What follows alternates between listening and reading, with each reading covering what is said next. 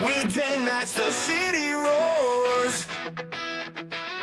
Tune in loud, turn up some more. Cincinnati show, it's time to play.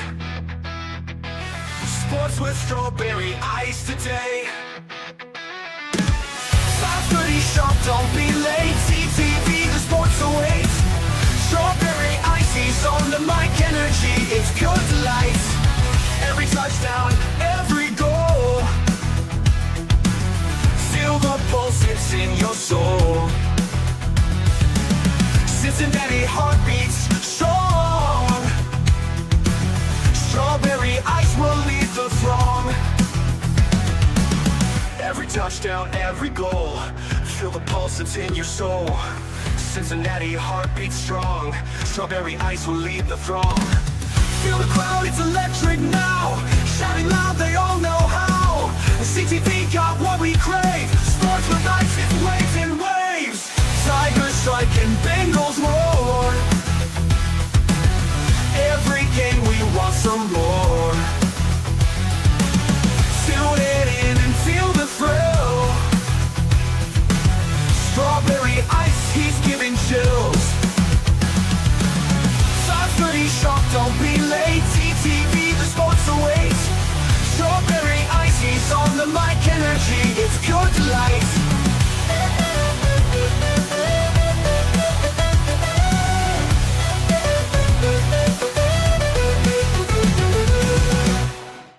Hey guys, what's going on? Welcome to the show. This is Sports with Strawberry Ice. I'm your host, Iceman Jeff Trunapole, and as always, bring you sports from a West Side point of view, right here in the great city of Cincinnati, Ohio, live from the Ice Cave. And the Ice Cave, as always, is brought to you by Priority Lawn and Landscaping. If you guys need any lawn and landscaping care, give Priority Lawn and Landscaping a call. The grass is starting to grow. March is rolling around here soon. We're going to start cutting grass. That landscaping project you've wanted to get done, or you got ideas of what you want to do, but you can't put it together, just want some shrubbery maintenance or just maintenance for your building, give Priority Lawn and Landscaping a call at 513-430-6114. That's 513-430-6114. You can also contact them on Facebook. Just check out Priority Lawn and Landscaping. What is up to everybody in the chat? We got Brad in there. Paul Painter's in there. Michael Madden. I'm with you. I'm ready for football season. Well, we got football season. My daughter was telling me, football season isn't over yet. I'm like, well, yeah, technically it's not because we got the Super Bowl, but it's been over for us for, about a month. Strangers in there and Tony Blazin. What is going on, guys? All right. My boy, Joe Farfsing, it's running a little late. He will be joining the show here in a couple minutes. So I titled this show, Joe Burrow and the Bengals. Master plan, will Duke listen? The reason I bring that up is I heard this on Locked on Bengals. According to them, I think they got it from Kelsey Conway, that Joe Burrow and Duke Tobin talked at the Pro Bowl, which is good. And Joe has doubled down on wanting to keep Jamar, wanting to keep T, wanting to keep Trey. And if you listen to Joe, it sounds pretty simple, pretty doable that this could happen. I keep saying I think it's pretty doable and pretty easy because who else are the Bengals paying? I mean, that's the thing. Everybody keeps going, oh, you can't have two high-paid wide receivers. Well, yeah, if you're paying other players. We're not. We're paying like at a high salary. We're paying two guys, Joe Burrow and Orlando Brown. That's it. Everybody else is, they're all getting paid, but nothing, extraordinary. So this is where I find it hard to believe that this can't get done. Now, the Bengals have screwed themselves royally with Jamar Chase and T. Higgins. They could have signed them both 2 years ago, a year ago, with Jamar a lot cheaper than what it's going to cost them now.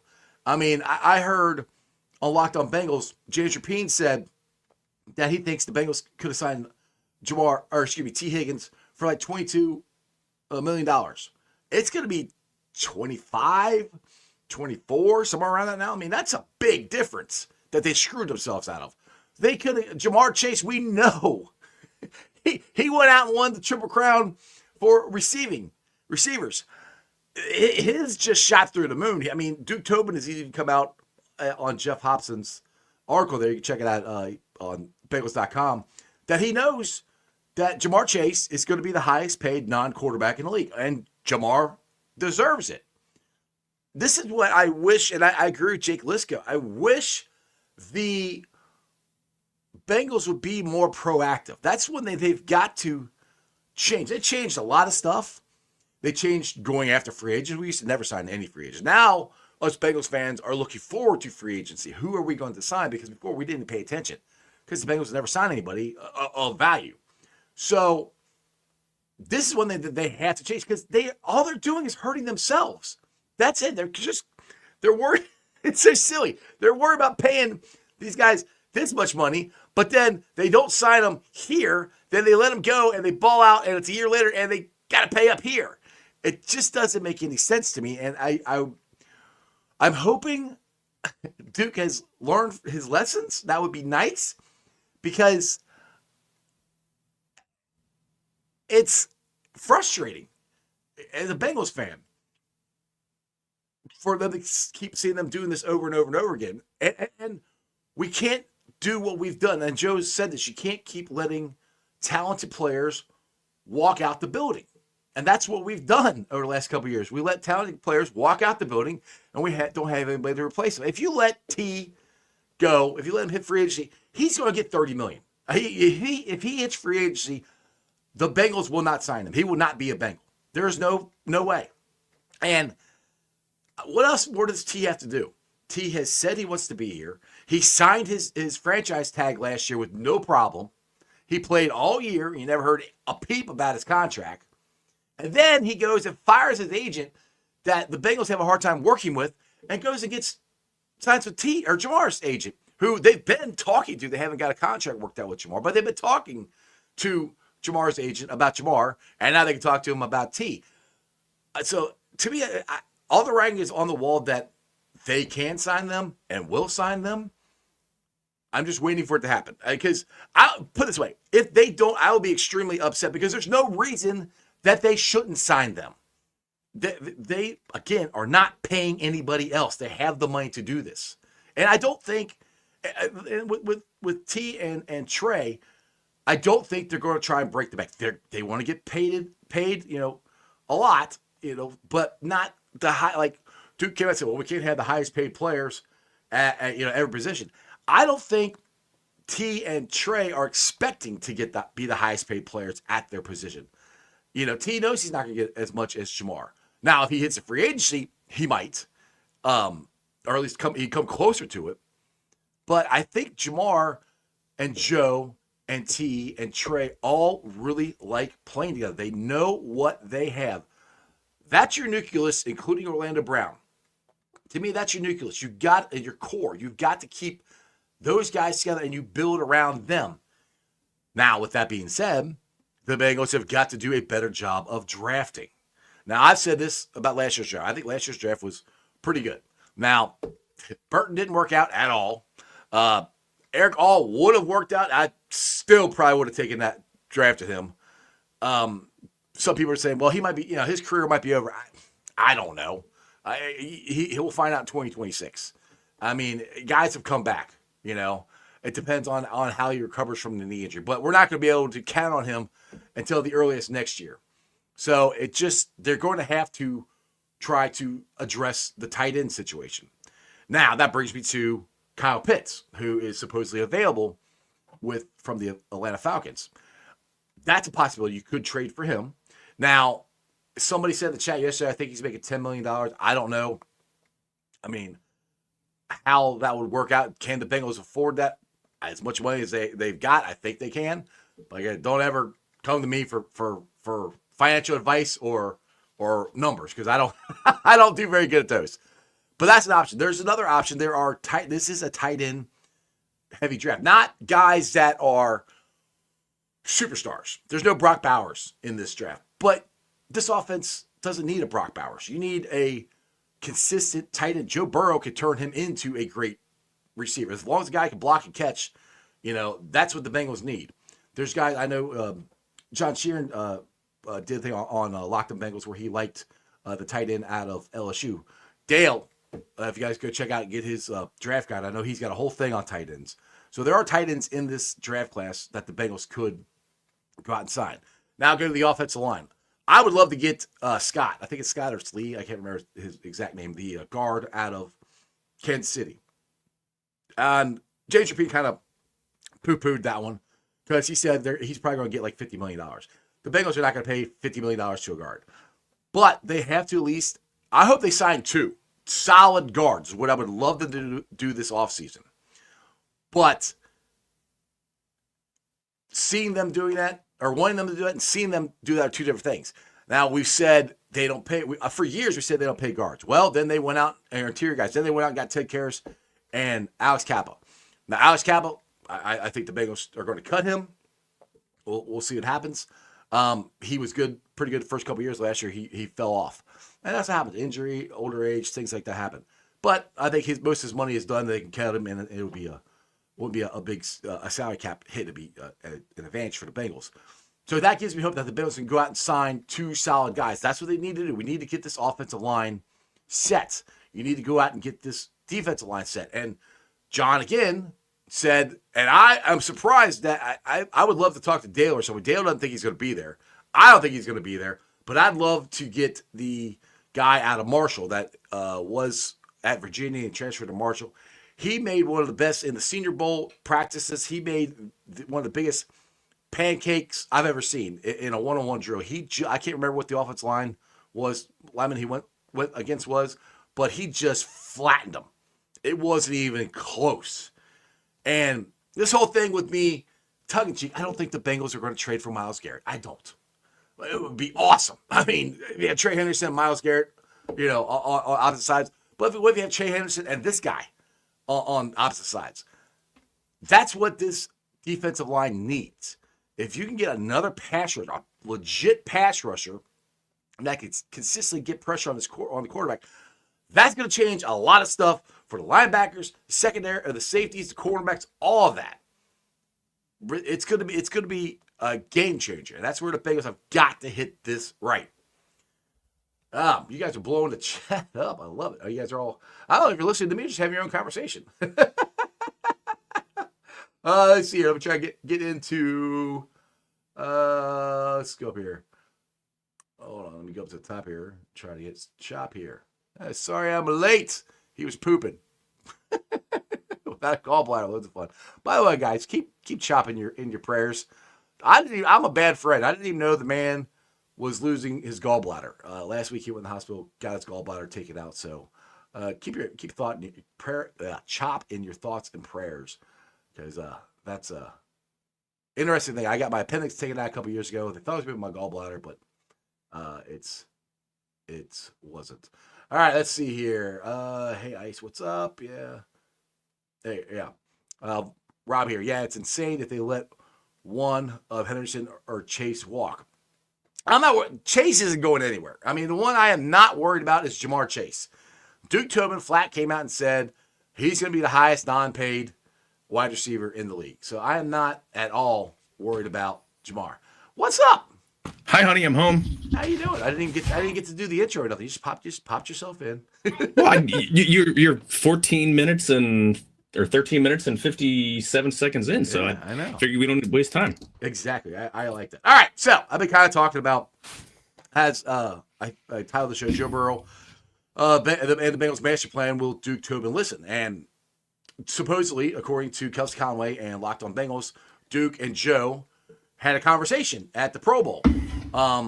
And Joe has come out and said that he doesn't see any reason why the Bengals can't sign Jamar, T, and Trey. And I've said this, who else are they paying?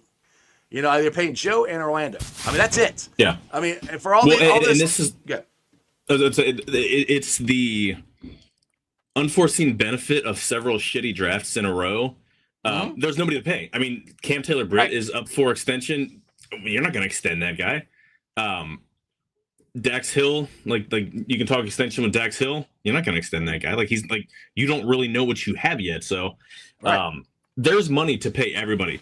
I don't know if anyone in chat follows Paul Dehner Jr. or reads The Athletic, every year he does a choose your own adventure spreadsheet. Yeah. Awesome, really well done. Mm-hmm. It has, basically you pick what you're doing with player. Obviously you have no option to trade or to cut Joe Burrow. Like Right. guys that are under contract, guys that are like locked in. Amarius Mims, Jake Browning's the backup quarterback, etc. Those guys can't change. But what you're doing with the rest of them, are you gonna cut Sam Hubbard? Are you going to extend the guy? Are you going to recontract? Are you going to sign free agents and they use like a certain money? I guess I don't know if it's what Spotrac has them for expected to get, but so I did one, and maybe I'll see if I can find the screenshot. Yeah, if you did, pull it up, you can. There's a disembodied hand in front. I see that. I love when the hand shows up on the show. I know. They're not mine.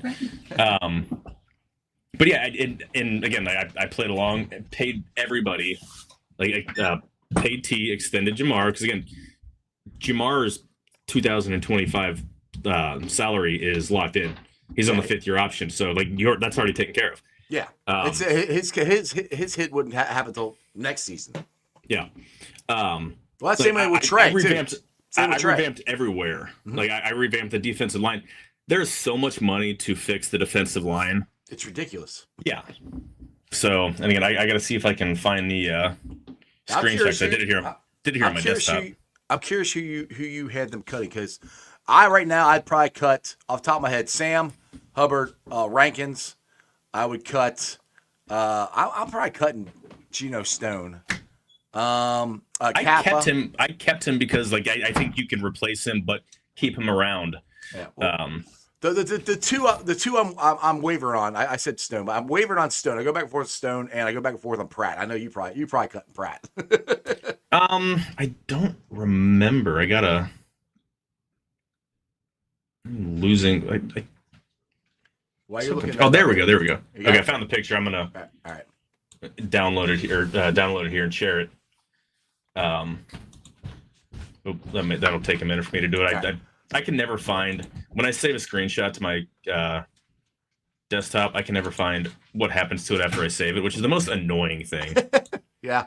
Now William here wants to. Would you guys give up picks for the Browns for Myles Garrett? Yes, but there's no way, and I'll go with what Chop's saying. There's no way the Browns they're going to trade the Bengals Myles Garrett. They're not that. They're dumb, but they're not that dumb. Honestly, I think they would. They need draft capital. They they'd want to face Myles Garrett twice a year for however long the Bengals sign him? I mean, they could, because I think they could get more from Washington or Detroit or New England. Well, get them out of the division. That's a different question, though. Yeah. That's who are you getting more from, or Well, that's it. Things of that nature. What can we give up? Because he's only signed for 2 more years. So I mean, what? All right, I ask you the question while you're bringing that up. What would you give up if you're the Bengals to get Myles Garrett? I don't know. I've seen it in a couple different places to where it's foolish to expect people to give up a first-round pick, or expect the Browns to get a first-round pick because of the size of the salary. He's had a lot of injury issues, and yet he's still fantastic. Mm-hmm. But the Browns would have to eat a ton of money for them to, for them to get back a first round pick. Yeah, for them to get back high value picks.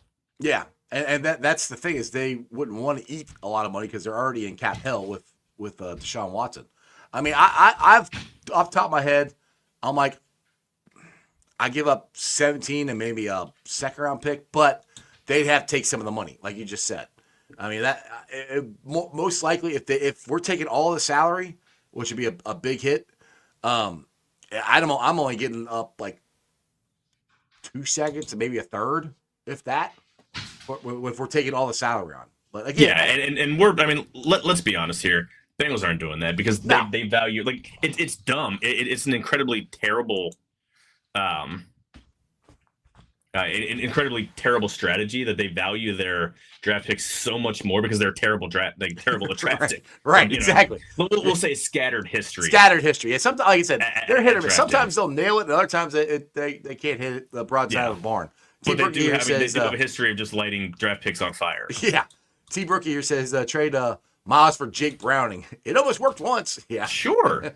I'd do that in a heartbeat. And I love Jake Browning, but I'd do that in a heartbeat. Yeah. I don't think they'd take it. Chop here says, he's got the numbers here. It's $35 million. I'm not sure that trade partner would pick up the bill, and he's only like $20 million this year and $26 next year. So I don't even know if that would even fit, how that would fit under our salary cap. Like I said, I'm a Bengals fan, and I try to be. I look at it through orange-colored sunglasses, but I do try to be a realist sometimes. I doubt the Bengals even called. I doubt they even called the Browns, to be honest. Yeah, exactly. Okay, so this is my. So what I did, I don't know how well it's showing up for all you guys, but hadn't added Javonte Williams for your running back too. Extended T. Higgins, brought back Mike Gesicki because again they're not going to invest a high draft pick in a tight end. I think they'll get someone later. They can't do it. It's got the first, second round got to be trenches for me. Again, Mekhi Becton from the Eagles at guard, second round draft pick. Tyler Booker out of Alabama, who's really good. I think he's going to be really good at right guard. Bring in Joseph Noteboom to be your swing offensive lineman. Keep Cordell Volson around. Again, he's not making any money. Like you can do worse than having Cordell Volson as your backup, as an extra. I mean, he's got a lot of experience. It's not great tape, but you know what he can and can't do. Like he's okay so long as they don't come on a stunt. Right. Yeah. Exactly. I have them trading Trey Hendrickson for a second rounder because again, there's a point like that. There's a thought on that, and Robert, I am keeping T. They had him figure $23 million for what the first year cap hit would be. Bring in Oda Ingbo for your edge. Miles Murphy. Bring in Azeez Ojulari. First round pick Walter Nolan for my defensive tackle one. That guy's going to be a stud. He's built a lot similar style or similar body build to Aaron Donald, Geno Atkins type. Yeah, around 300 pounds but shorter and just has so much power. I still have $6 million left over. That's after bringing in Bobby Wagner as your second linebacker. After cutting Sam Hubbard, Sheldon Rankins, Jermaine Pratt, Alex Kappa, and Zach Moss. We forget Zach Moss is going to get cut. Oh yeah, I always forget about him. I forget about him. Yeah, and then trading Trey. So the reason to trade Trey. Yeah. Make your case. So it has to do with age. And 30 is the cliff for edge rushers. The amount of guys that have produced similar, or that have produced past age 30 as to what they've done is Khalil Mack, and that's it for guys that are active right now. And that's the thing. A lot of the guys are coming. Go ahead. I'll say that's the thing the Bengals are going to throw at it because that's where I do get worried because they don't like paying guys over 30. That's past their threshold. So that is one thing that does worry me. Now you say that, and Whitworth played well past 30. That's a different position, but but and that's the risk you take. But the Bengals planned for that. Like the plan failed, but they planned for Whitworth leaving. Both their plans failed when they planned Dax Hill to replace Jeezel, the safety. Why do I do this? That went to Atlanta. Jesse Bates. Yeah, that was their plan. It didn't work. Miles Murphy was the plan to replace Trey, which that's why I was surprised they extended Trey because when they drafted Miles Murphy, I thought he was going to replace Trey. I think Murphy is more of a replacement for Sam Hubbard in terms of like body styles and stuff like that. Well, now, but I think even then, okay, I'm not sure, but I'm looking hindsight is hindsight's 20/20, but so. I do got to bowl for 2 seconds. I got to pull something out of the smoker before it dries out. I will be back in 1 hot minute. All right. You do not want to burn or dry out your pork loin. No, you don't want to do that. Go ahead. All right, Dust. I'll bring up your stupid chat here in a little bit when when Joe comes back, so he can he can answer too. Trey said, or Chop says T to 23 million. That's what I said. 23, 24 million. That's about where T's going to be at. Let's see, Robert. Yeah, I'm going to pass on T. Get Miles. See, all right. Look, first of all, I'd be shocked if this actually happens. I'll say that over and over again. I don't think the Bengals are getting Miles Garrett, but I'll say this, and I'll give James. I think James Rapin's the one that said it. I'll give him credit for it. If we don't have to have a shutdown defense, we didn't have that going into the 2021 Super Bowl. We had to have an okay defense. We can get an okay defense and have an elite offense. I mean, tell me a team that has two wide receivers that is 1 and 1A. I mean, T could go to 25, 27 other teams and be the number one guy. That is such a hard thing to have and to keep, that if we get a defense that just is okay and, say top ranked in the, top 15 next year, we got a shot at Super Bowl with Jamar and T, because we got something that nobody else has. They're so hard to guard. And I know everybody says defense wins championships. You're right. And I'm not saying neglect the defense, but I don't necessarily want to give up. I mean, T is, I think he's 20. I think he just turned 26. Jamar is 25. They're literally in their prime. You got two guys that are in their prime. That's why I bring this up, because Robert says he'd pass on T and sign Miles. And I'm like, I'm the opposite. You got two wide receivers that are in their prime, 25, 26 years old, that are just going to get better. And they're already just scratching the surface of what they can do. So we don't have to have a shutdown defense. You only have to have top 15. So would you give up T and to get Miles Garrett? Wish I had the gift ready, but why not both? They can afford both. I would love both. Yeah, that's what I said yesterday when I said Miles Garrett would look great in Bengal stripes, and people come at me like, I'd rather have Trey Henderson. I said, why not both? I mean, and I'm glad you said it, because I don't do math. You're saying they could afford him, put him under, it would fit under the salary cap. Is that with? Well, hang on, we're talking T and Miles. Are we talking Trey and Miles? T, Trey, and Miles all on the Bengals. Can we afford it? No, because you also have Jamar. You can pay three of those guys. Okay, that's what I thought. So yeah, I mean honestly, that's where I'm like, I would keep T, Jamar, and Trey is what I would do. I'd keep the guys we have. Now the only reason against and the problem is Garrett is 28. Yeah. So he's coming up along that. He's got 2 years left, and he'll be 30 at the end of that deal. They timed that poorly. They should have timed it so that it was a free agent at age 29 or something. Right. Yeah. Exactly. Now I'm waiting for the super chat. Dustin's got a super chat here. Thanks for $5 super chat. He says, I'm down for the trade of T. Lots of pass rushers in this draft. Equals got to be bold like Joe just did. Now the thing is, Joe has been going on and on and on about how he wants to keep all of them. How much are you willing to try to piss Joe off if you don't? I mean, Joe might be okay if you replace Trey with Garrett. He'd probably be okay with that. Yeah. But if you're replacing them with an unproven commodity, and we've just talked about this, how bad the Bengals have been at drafting. Yeah. I mean, I can't remember the guy. I think it's Telvin Jenkins, I want to say, was drafted after Miles Murphy, I think. I know there was an elite pass rusher or defensive player that was drafted a couple spots after Miles Murphy that the Bengals did not draft and they could have drafted.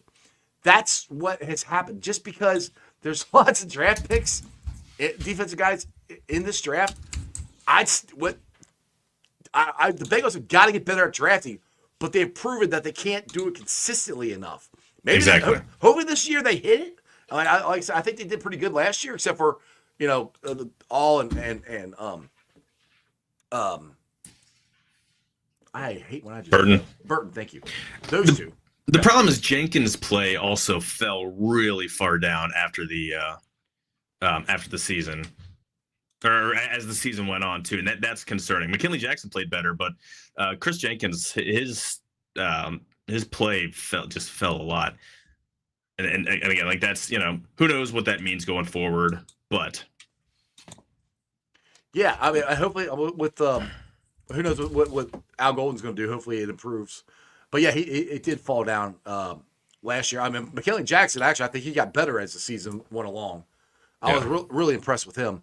But that's the thing. It's like, and I get what you're saying about Trey, because he's going to be 30.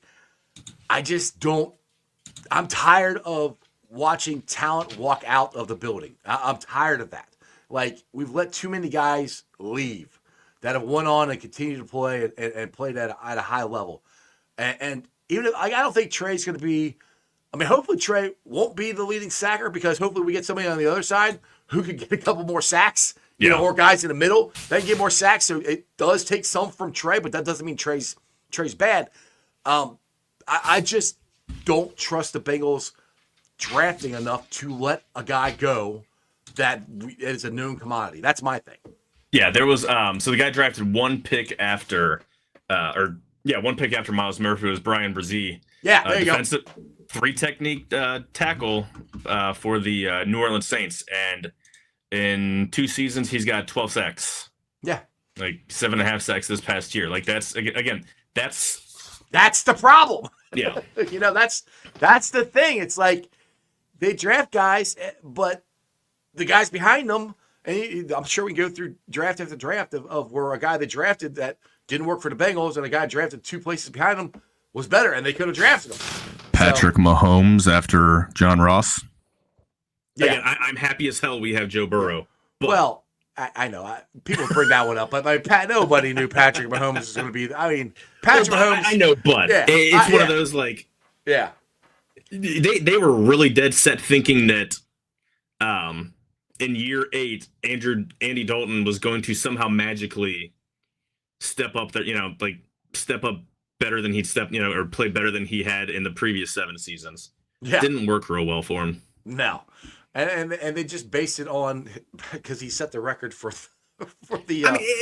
To be fair, John Ross was going to be a first rounder even if he ran a 4.3.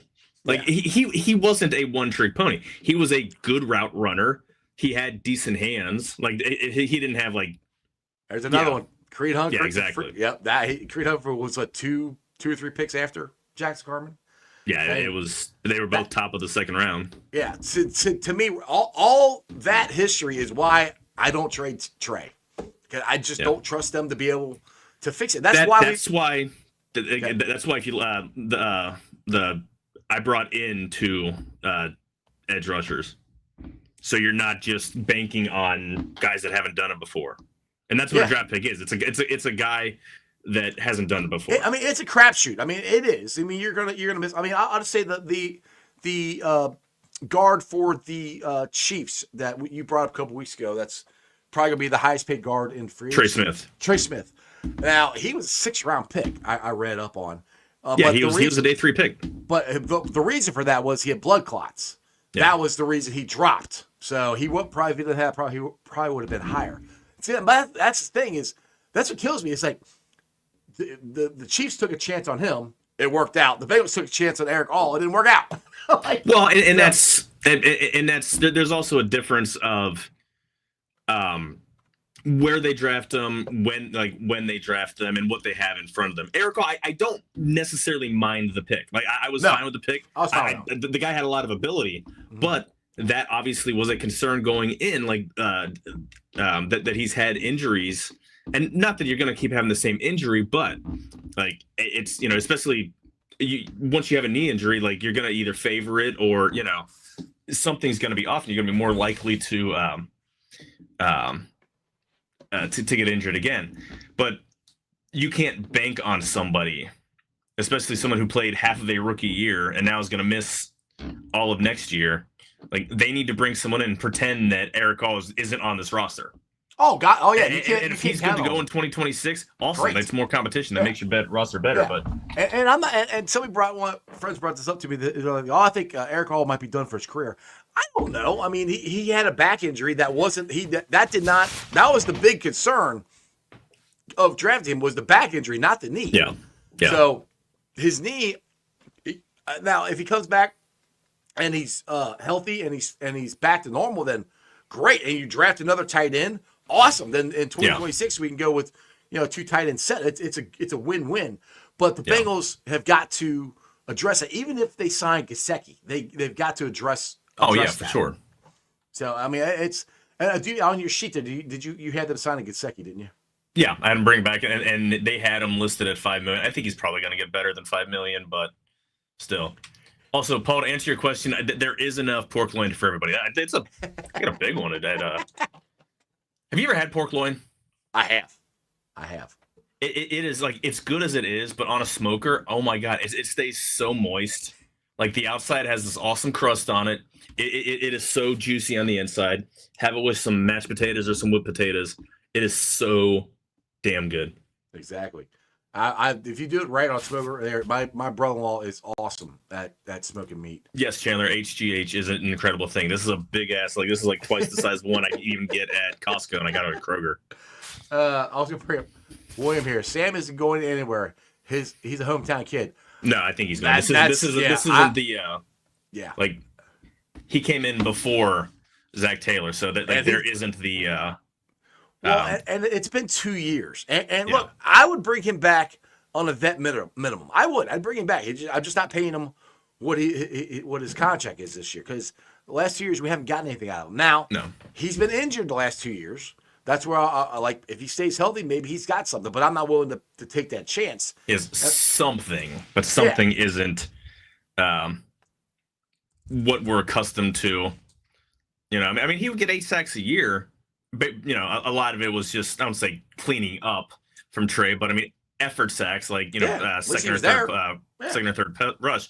He is not going to give you $11.5 million cap hit of an impact. Like it's just no. I like Sam. He's not incredible guy. He's his foundation does some great work. Sorry, I'm laughing at Williams here. He said we can switch him to tight end. Yeah, really, he makes one catch and he blows his knee out. No, exactly. So I mean, that's the thing too. He's coming back from the hamstring that hurt him all year, and the knee now. So and he's had shoulder issues. He's had shoulder injury. He's had elbow issue. I think the hamstring has been the thing the last 2 years, if I'm correct. I mean that once your legs start giving you problems like hamstrings and stuff like that, that's almost worse than a knee injury, because your hamstring, you can constantly keep pulling that thing. Look at T. Higgins. He constantly has soft tissue injuries. That's the only caveat that I wish that they would put, like in year 3 or year 4, put playing time escalators. Like you hit 75, you hit 80% of snaps. I don't know if even with the different agent, if they would go for that. Like guarantee every penny for the first 2 years. But when it comes to year 3 and 4, like put escalators. Yeah. Rob here says the next 2 years we will see lots of roster turnover. Well, we should, because there's a lot of guys on this team that are. I think we're going to see a lot of roster turnover this offseason, to be honest. Yeah. That defensive line has got to be revamped. Now go over again on your sheet of who you had on the defensive line. All right, let me pull that back up. Bring that back up again. I want to. See, I took it off. I wasn't sharing because I thought I was done with it. Now I got to go back and you should just present it. I could have brought it up because I like to really dive into this a little bit of what you actually had here. So defensive line, I've got Deo Odeyingba. I don't know the proper way to say it. Miles Murphy and Azeez Ojulari as your 3 top edges. Defensive tackles, I have first round pick was Walter Nolan out of Ole Miss. I really think he's going to be a stud. Again, he's more of a 3 technique guy, but he also has enough strength that he can hold up against the run real well. Levi Onwuzurike, I struggle with these names. I know he's out of Dallas. Yeah, I'd love to have him as number 2 and keep McKinley Jackson as 3. And notice who's not there. Second round pick from last year. He'll be in. He's on the roster. Chris Jenkins isn't going anywhere, but I think it's competition. I think Jackson has passed him. Yeah, he played. I think he got more snaps than he did toward the end of the year. He was. I think he outplayed him. And I don't know what PFF says. I know towards the end of the year he definitely was outplaying him, but I like this. linebackers. KP here says Nolan reminds him of Jay Carter. I think that's out of the Eagles. I love that kid when he was coming out of Georgia. Yeah. I mean, if that's who I have to look at Nolan, I don't exactly know off the top of my head. I have to look some tape up on him. But if that's my only concern is that he might go early, just because there's not going to be a run of quarterbacks like there was last year. Well, you never know. It's like, dude, this is my hot take. Everybody always overreaches for quarterbacks. Yeah, except for 2022. The kids out of Ohio State and Notre Dame, if they show out in their pro day and they show out in the why am I having a hard time thinking of things? The thing, Underwear Olympics. Yes, that if they show out there, they could move up because I could see teams jumping up to get teams. Now, like I said, it didn't happen a couple years ago, but I mean, look at the Jets. They jumped up and got Zach. The 49ers traded and a couple years ago traded up to third pick to get the kid out of North Dakota State. So I mean, it can happen. Who now? Like I don't know what's gonna like. I think he's a free agent now. I know they traded him to the Cowboys, but yeah, he might. 3 years ago, he might be a free agent by now. He was. Yeah, if it was 2022, there's no way or 2021 draft. There's no way they picked up the fifth-year option. Yeah. So I mean that's my that's my hope as a Bengals fan that quarterbacks. I wish it was a better quarterback class because we don't need a quarterback. So they would go earlier. All right, continue. Sorry. Yeah, so I mean that's my top 6 guys on the defensive line. Linebackers, Logan Wilson, obviously he's not going anywhere because he's hopefully he comes back and he's completely healthy. Because he's legitimately just really good. Is he Roquan Smith? Is he one of the top linebackers? No. But he's really solid. good. And he's a solid tackler. Which we don't have. He plays the run well and plays the pass pretty well. Bobby Wagner as your thumper. I like that. Again, if they're projecting him only getting $5 million, sign me up. I'm in. How old is Bobby Wagner now? He's got to be in his 30s, right? Yeah, he is. He's not young. Because I remember he was from the Legion of Boom. I didn't even know he was with the Commanders until the playoff game. Then I realized. Yeah, he'll be 35. Ooh. But for 1 year, you know. Oh yeah, what you're talking about? Because not that you're getting him on a vet minimum, but this isn't a. This isn't like an impact move. He's not one of your main playmakers that you're getting him for. You're just needing someone, a thumper who can tackle. Basically, Jermaine Pratt, if he could actually, bring down the ball carrier. Now, see, if Jermaine, I'm curious. See, I'll be curious if they cut Pratt because I know Al Golden, when he was the linebackers coach, those two played great. Now, but also, Jermaine Pratt was not an Al Golden pick. He was drafted the year before. Right. Exactly. I don't know if that changes anything, but all I know is when Al Golden was here, they were more swarming to the ball because that's what Pratt did so well.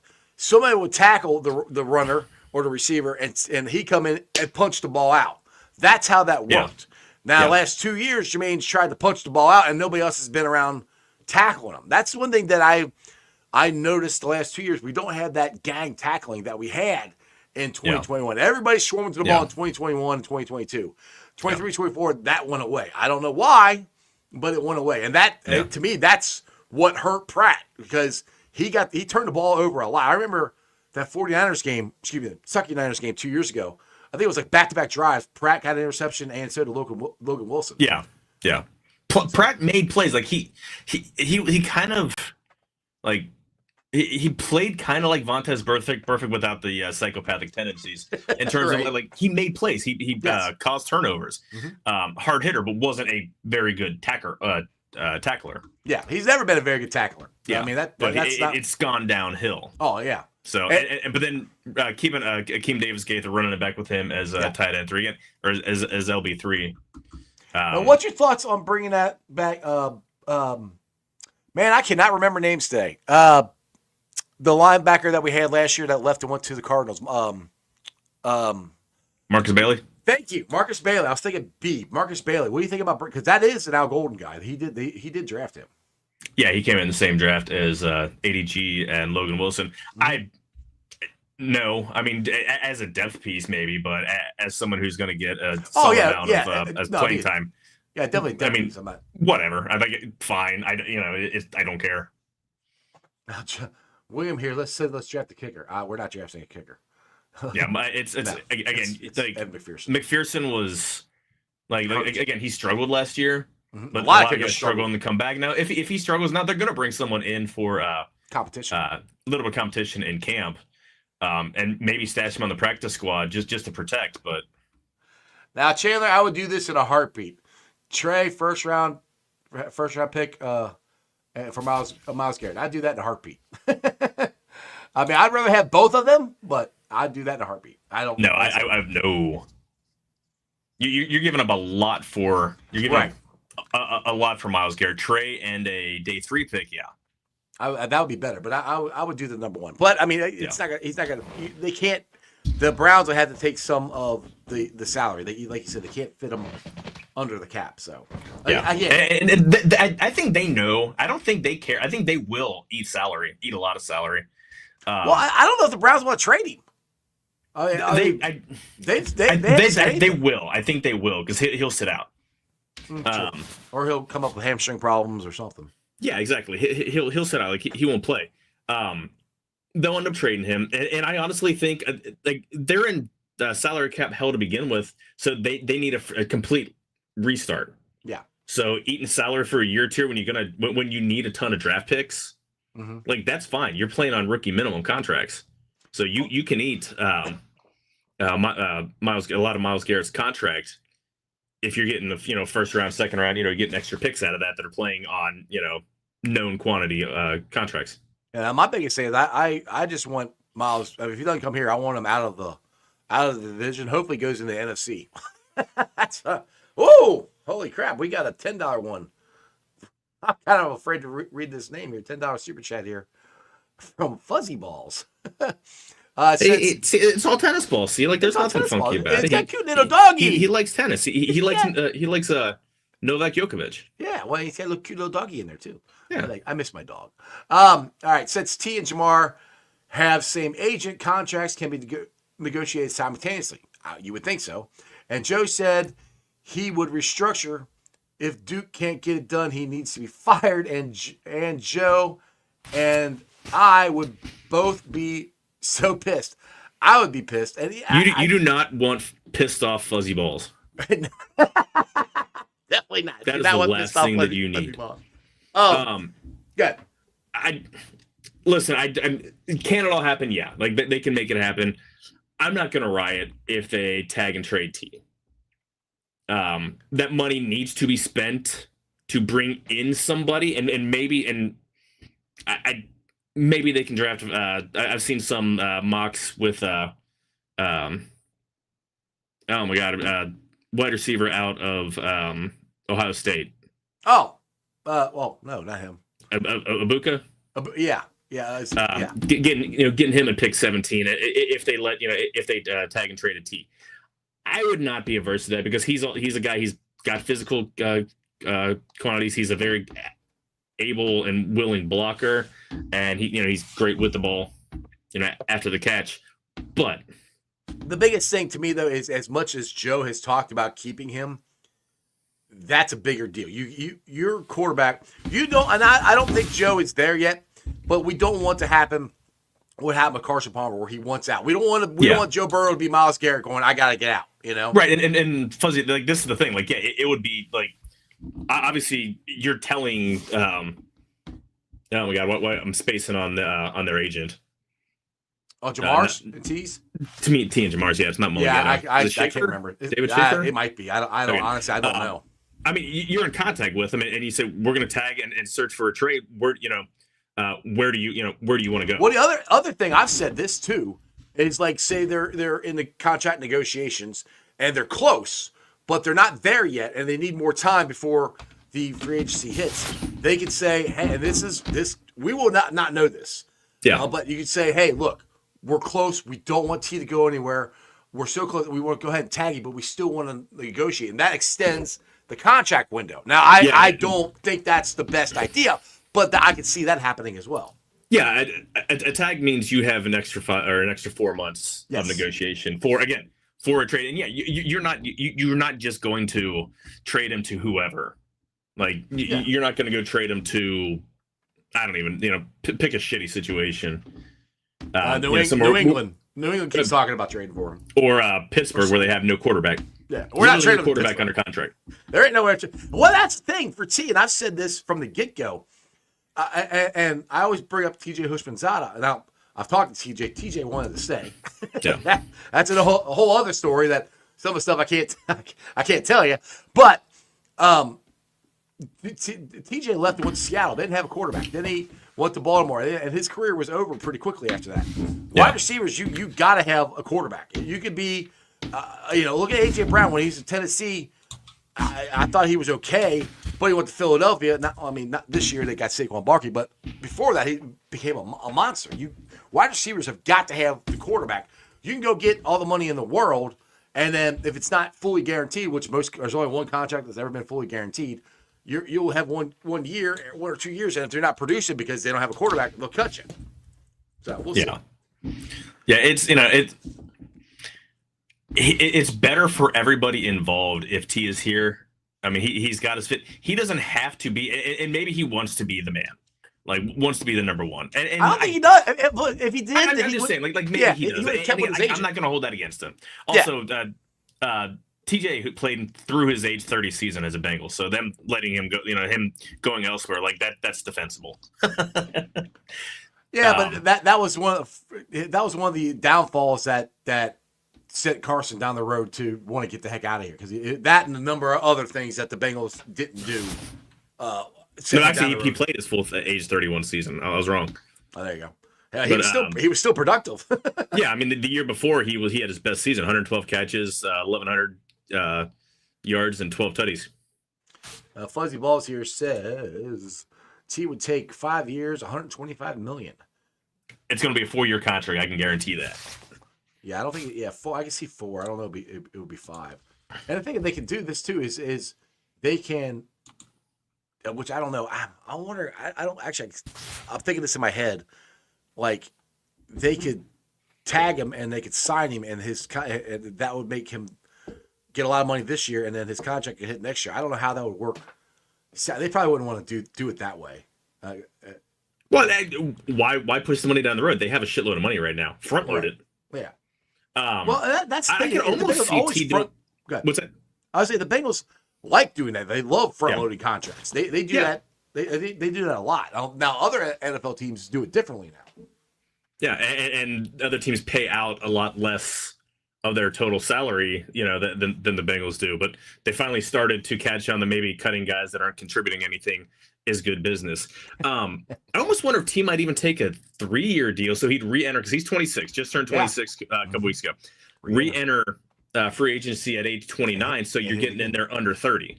Which that actually, I wonder about that. Now you're saying that, I mean, that's another shot at it, because you want to get that other shot. Like you just said with Myles Garrett, he's signed till he's 30. He probably should have signed till he's 29 and then got a bigger hit, because once you hit 30, all NFL teams are going to be like, you hit that 30 threshold, they're not as willing to give you as much money. Now 29 to 30, I know it, but to get that 2 in front of it, it's a different thing. Yeah. And yeah, like a lot of people in chat are saying like about whether they're going to tag T. And yeah, if he gets tagged, it's 99.9% chance he's out.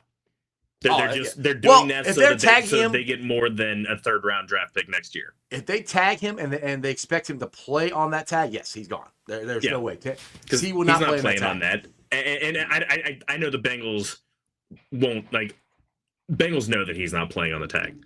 So if they tag him, he's going to be down. They're getting something more than a 3rd round compensation pick, which is what they would get if he walked without anything. Right. Now, Porchap here says Myles Garrett's 29 now. Okay. So I thought he's 29 next year. Whatever. Who knows? Either way, he didn't have his contract in when he was in his 20s. Yeah, he turned 29 at the end of the year, December 29th. There you go.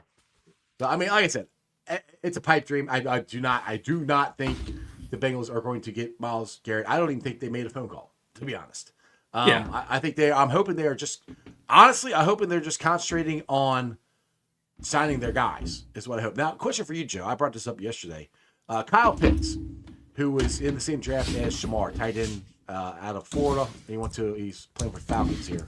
Was a highly thought of tight end. He has not really done much of anything in Atlanta. And he really hasn't had a quarterback to throw to. Would you? I think somebody said in the chat yesterday he's making like $10 million, which he was a first round pick, top 5, top 7 picks around there.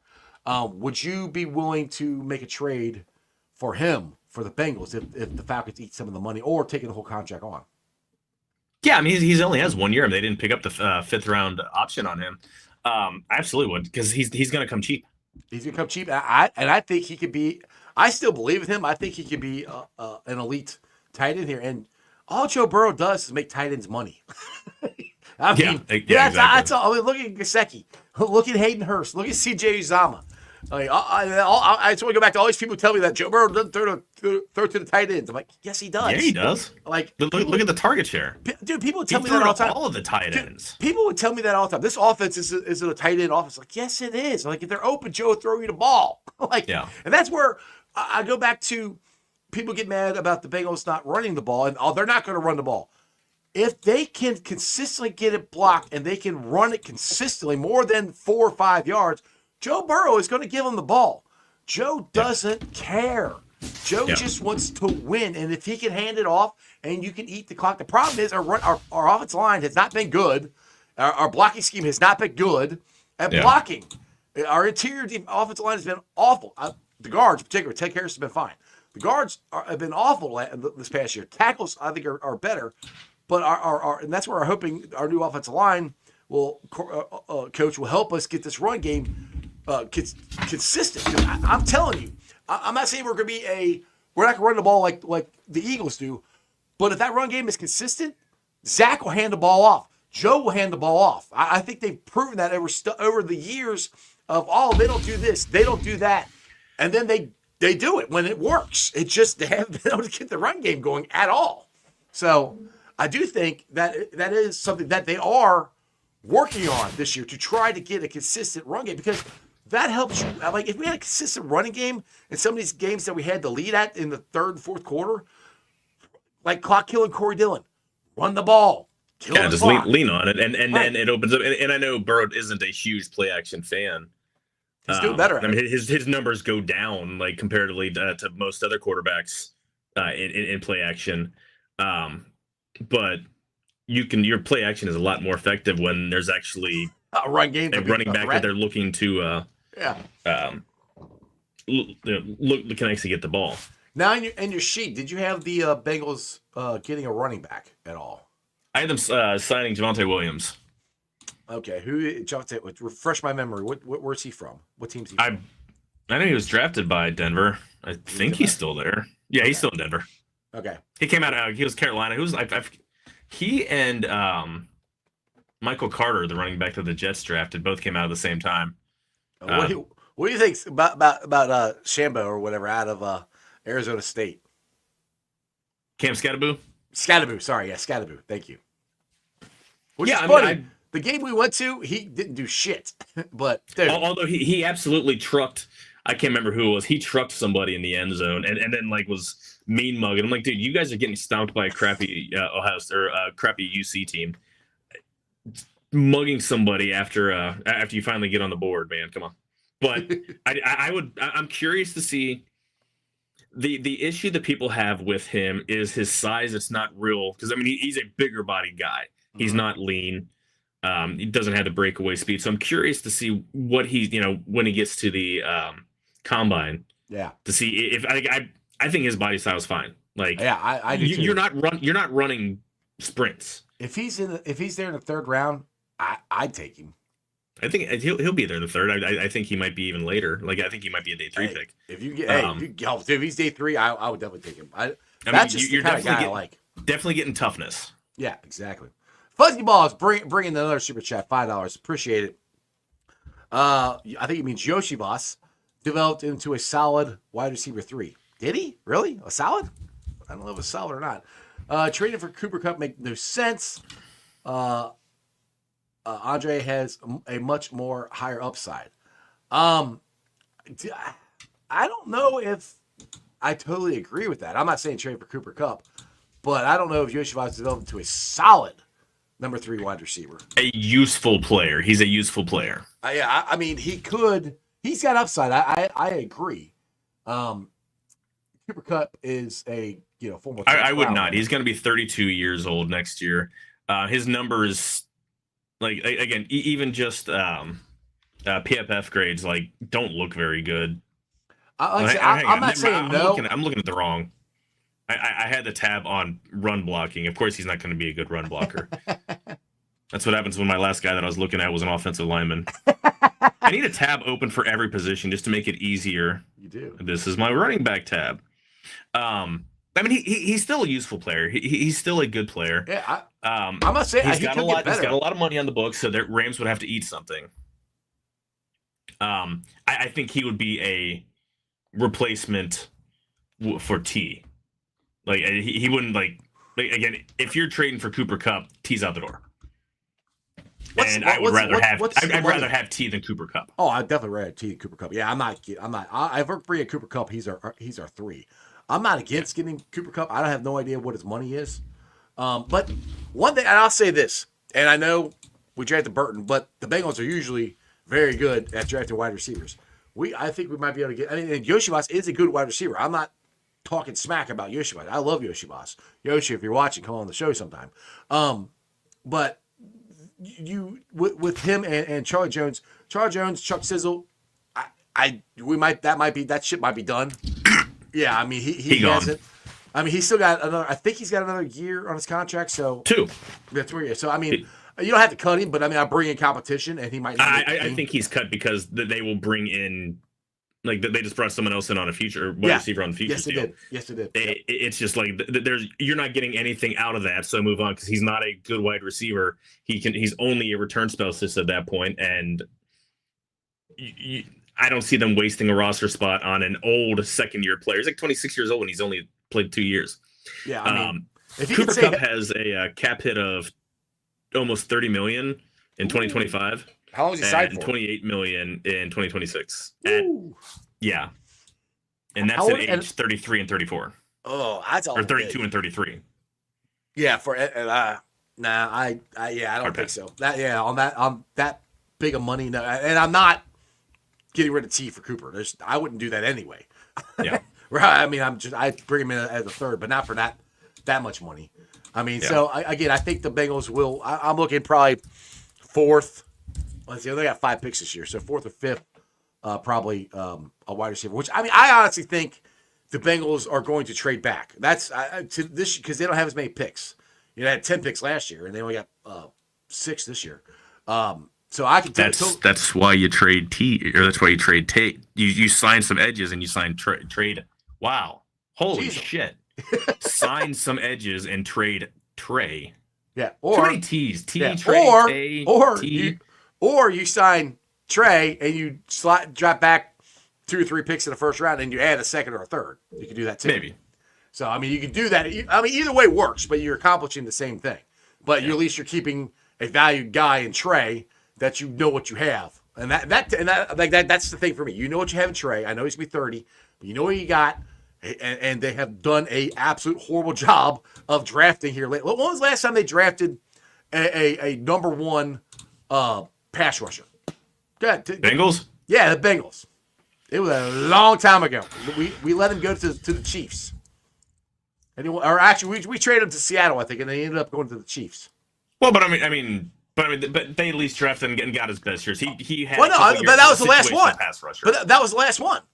I was going to go all the way back to Ross Browner as a legitimate. Oh God, that's way too far. Yeah, no, he was never even like the top guy. But I mean, Geno Atkins. Geno Atkins played his entire career here, and he should be in the Hall of Fame when he's eligible.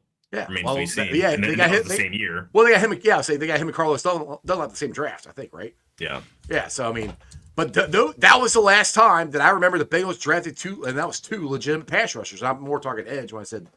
Yeah. Robert here says Justin Smith. Well, that's even farther ago. Justin Smith was like 01, 02. And Justin Smith was in the amazing, I think it was 01 draft class. Bengals had a great 01 draft class because you got Justin Smith in round 1. Chad and TJ. The guy who, he was with San Francisco, but he was first team All-Pro defensive end, first team All-Pro defensive tackle in the same season. Yeah. With San Francisco. Yeah. He did better with so, 49ers. Yeah. He was good with us, but he was a lot Yeah. better. So you got Justin Smith in the first round, you got Ocho in the second round, And TJ. Rudy Johnson in the fourth round, and Hushmanzada in the seventh round. That's a hell of a draft, man. That's a hell of a draft right there. So like I said, they that can do it. Duke Tobin 25 years. They can do draft. it. Well, I mean, I'll look at when they drafted Joe Burrow. They got Joe Burrow, T. Higgins, and Logan Wilson all in the same draft, and Akeem Davis-Gaither. And then people are like, oh, well, they drafted first overall. Well, I don't care. They still picked them right. Sometimes, I mean, you can have the freaking Browns have missed on how many first-round picks at quarterback? I mean, you can miss. Wherever people drive me nuts. They're like, well, they do good when they pick high. Well, not really. Not every time. I mean, they picked high before. Like you just said, John Ross was a fairly high pick, and they swung a miss on him. Yeah, so, I mean, a little bit. Yeah, so I mean, that's I keep saying this, like Duke is hit or miss. Hopefully, he's on a heater because he'll be good for a couple years, and then he sucks, and then he'll be good for a couple years. He just go back and look at his draft class. He'll hit some, and then he misses a lot. So we'll see how it happens. Anyway, been on for an hour and 6 minutes. It is 6:36, Joe. I know you get your smoking your meat, and you want to get to that. Any last words you want to leave to Who Dey Nation before I let you go? Someone named Chandler Trunable keeps asking about the Reds. Pacoda. They start next week. What's that? They start next week. Yeah, pitchers and catchers on Monday. I will talk more Reds next week. Let's freaking go. Yeah. But he did ask. So Pacoda is one of the projection software systems out there, and they had the Bengals. And again, these are all just computer simulations. This isn't somebody like giving their opinion. Had the Bengals going 70 and 92. You mean the Reds? Yeah, the Reds. That'd be weird if the Bengals played 162 games. Had the hard. Reds going 70 and 92. That's not good. Last year was kind of a shit show, right? Yeah. Reds had so many injuries. Nobody outside of Hunter or Ellie really lived up to what we expected from them. They won 77 games. Mm-hmm. And then they bolstered. Again, they didn't improve their top, their 80th percentile record much. The pitchers but their floor is raised a ton. Mm-hmm. So they got you have a better team, like a team that is actually at least the pitching staff is bolstered against pitching injuries. And they're going to win 7 games less.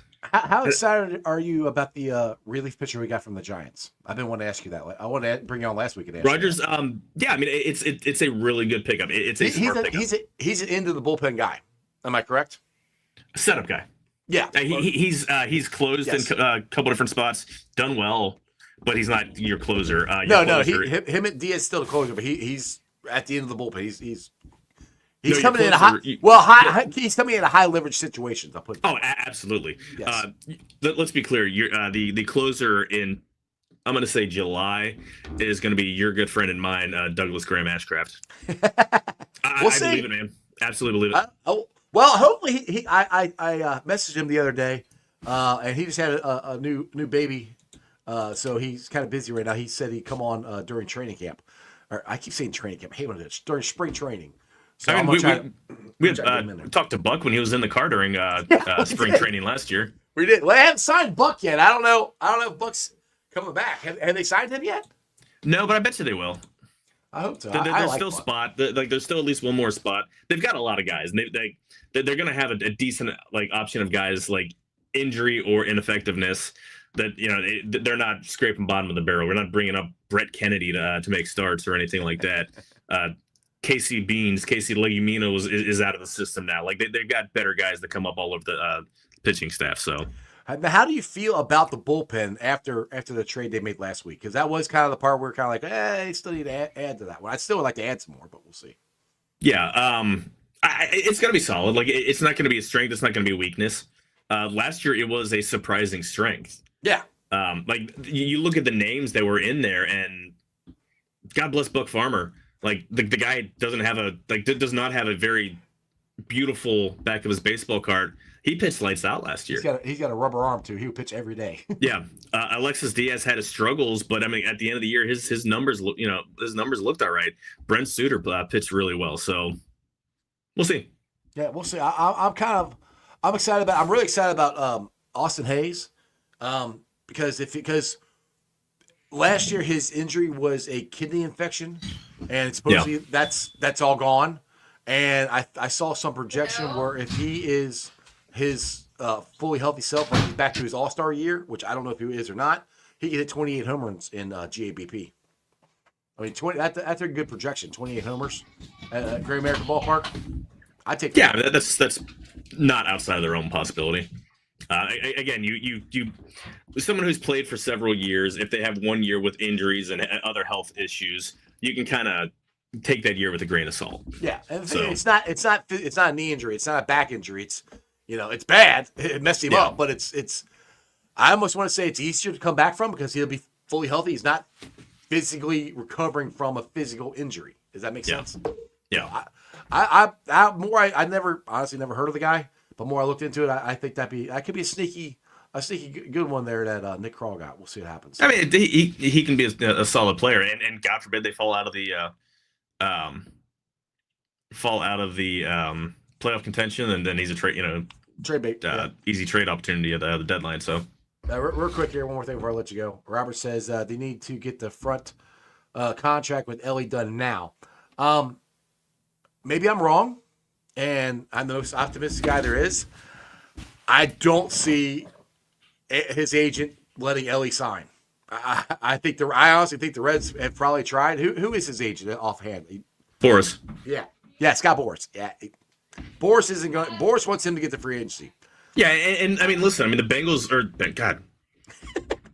I'm wearing Bengal stuff. So ready for Sunday to be over with, so we can shut the door on the Bengals at least for a month until we get to like free agency opening up. I don't care about draft prep because you don't know who you need to draft.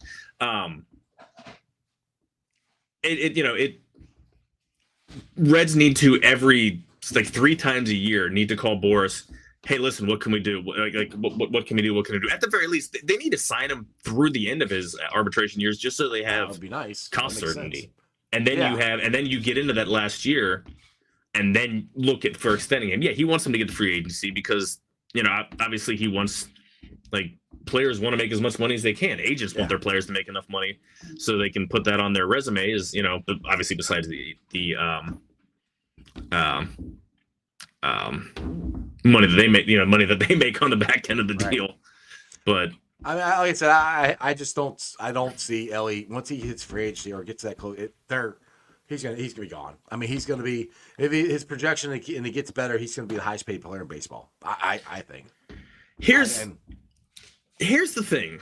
Again, people shitting on the Dodgers for all the signings that they did, and they're and the only thing that annoys me is them picking up guys that they don't need.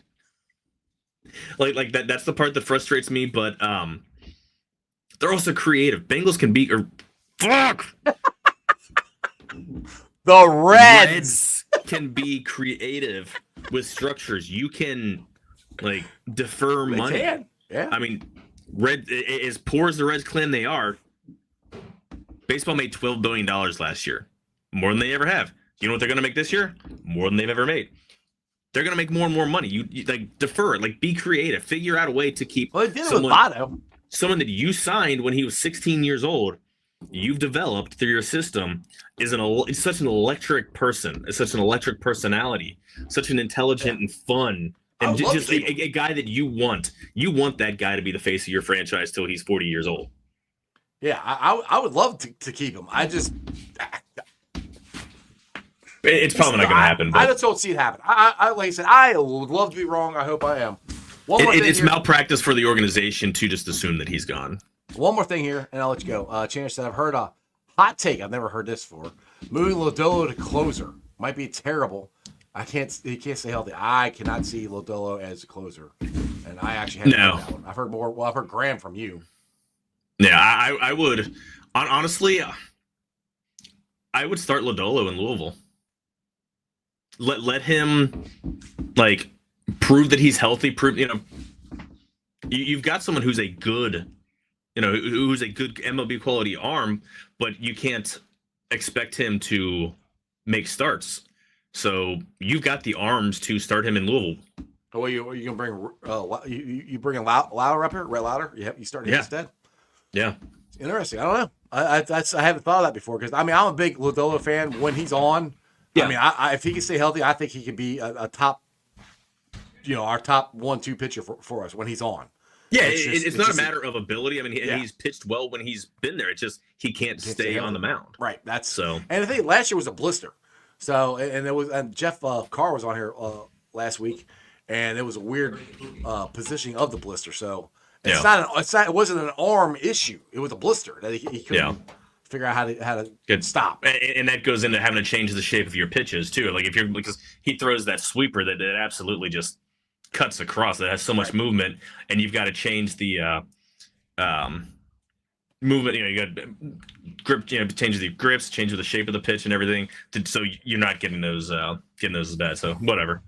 Yeah, Chair said that's what spring training's for. Yeah, we'll find out. I mean, the thing is, they got options. They have a lot of options at starting pitching, a lot of options at bullpen. We'll see what happens. Joe, appreciate it, man. We'll do it again next Tuesday. Sounds good. All right, brother. See ya. See ya. All right, guys. Hope you enjoyed that as much as I did. We talked a lot of Bengals, talked a little Reds. Like I said, I'll probably talk more Reds next week when pitchers and catchers report.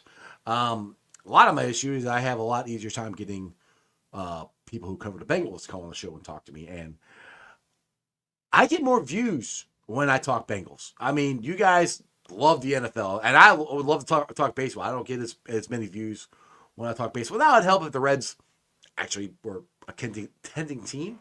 And they might be this year. I'm not saying they're not going to be. I am very interested to see what this season's going to be like. I'm hoping we don't run into the first 2 weeks and we have a major injury like we did last year with Matt McLean. That can't hopefully won't happen. It's going to be interesting. And I still wouldn't be surprised if you see some moves right before spring training or during spring training. It'll be an interesting thing. I keep wanting to do this. I get into conversations that I keep forgetting, but I always want to shout out Priority Lawn and Landscaping there. Check them out for all your lawn and landscaping needs. It's getting to be spring. The grass is starting to grow. I mean, it was 60 degrees yesterday. If you got that landscaping project that you want to get done, or you have ideas that you just can't put together, or you have a patio that you want to put in, or just want to redo your backyard, or whatever you want to do with your landscaping needs, give Priority Lawn and Landscaping a call at 513-430-6114.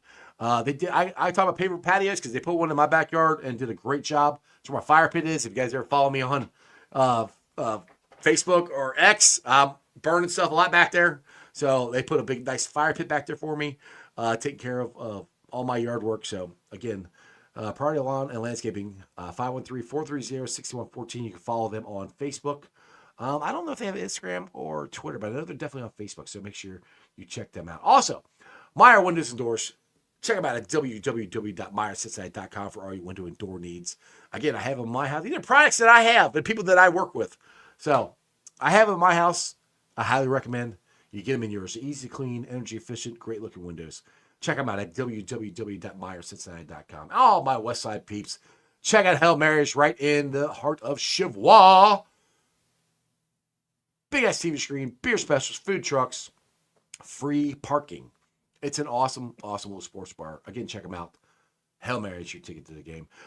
And then T Properties, quality housing for quality people. If you have a rental property that you just don't want to run anymore, or if you're looking for a rental, check out T Properties at www.tpropertiesllc.com for all your rental property management needs and your rental needs. And one more thing, I will be doing a draft party at MLT's the first night of the draft. I think it's April 24th. I'll be there working on trying to get some former Bengals to show up there. If not, we'll be there. I think Joe's going to join me.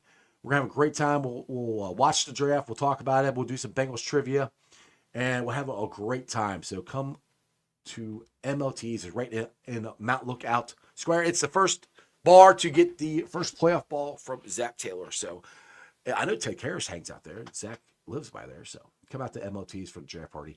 It's going to be an awesome time. Also, don't forget the next day, Project Game Day is doing Their event for is Draft Day 2, at the Fulling Warehouse.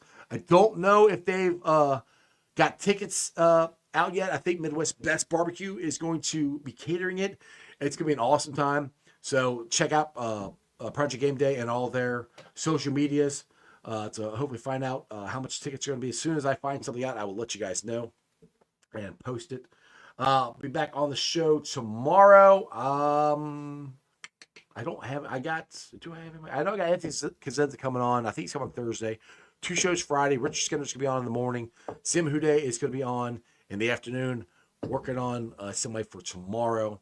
Hopefully James Rapine will jump on. He answered me, but he didn't give me time yet. So do me a favor. I got 103 people watching the show. If you guys can hit the likes on Twitter, YouTube, Facebook, wherever. I appreciate all the super chats. Appreciate all the support, guys. You guys are awesome. Again, I couldn't do this without you. So appreciate the support. Appreciate everything you guys do. We'll be back tomorrow. You can, I forgot to follow. Follow me. I can look around here. Yeah, follow me here. All that stuff follow on YouTube, Facebook, X, Twitch. Follow me on those. Instagram, Threads, TikTok. Follow me on all those platforms. I'll see you guys tomorrow. Other than that, throw it up, baby. Remember, Who Day for life. That's just sports, baby. See ya! Weekend nights, the city roars. Tune in loud, turn up some more. Cincinnati show, it's time to play. Sports with strawberry ice today. 5:30 sharp, don't be late. CTV, the sports awaits. Strawberry icy's on the mic, energy, it's good delight. Every touchdown, every goal. Feel the pulse, it's in your soul. Cincinnati heartbeats strong. Strawberry ice will lead the throng. Every touchdown, every goal. Feel the pulse, it's in your soul. Cincinnati heartbeats strong.